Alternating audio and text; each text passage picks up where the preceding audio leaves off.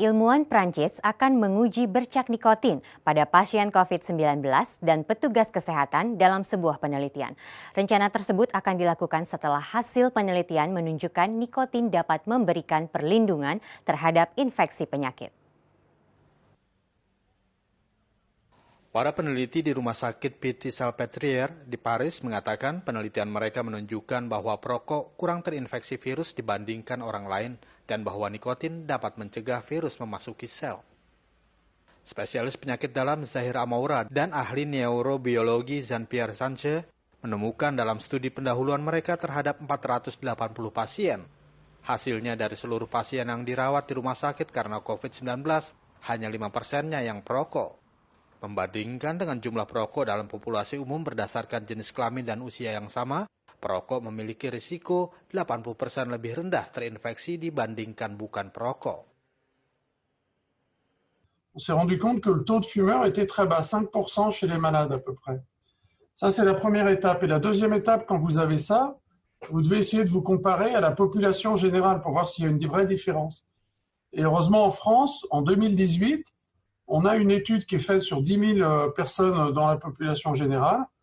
Et quand on a comparé avec les gens de la population générale, mais de même sexe, de même âge, on a vu qu'il y avait une différence qui était très, très significative. Donc, très schématiquement, les gens qui fument, ils ont 80% de moins de risque d'avoir le Covid symptomatique, donc de venir consulter ou d'être hospitalisé, que les gens qui ne fument pas.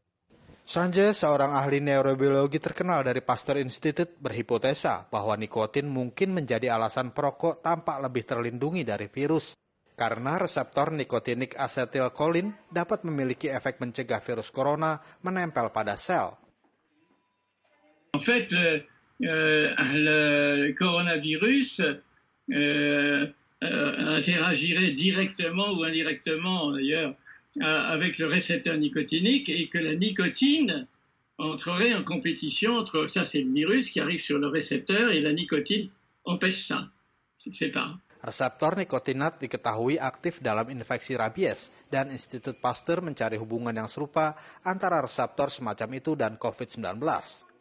Sanche mengatakan gejala COVID-19 yang melibatkan sistem saraf seperti kehilangan indera penciuman, kelelahan, masalah dengan gerakan dan kehilangan kognitif dapat menunjukkan peran yang dimainkan oleh reseptor neuro seperti reseptor nikotinik.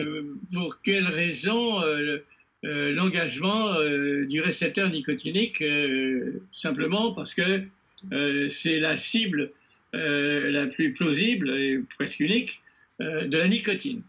Alors il y a plusieurs types de récepteurs nicotiniques dans l'organisme et il y en a à la jonction neuromusculaire.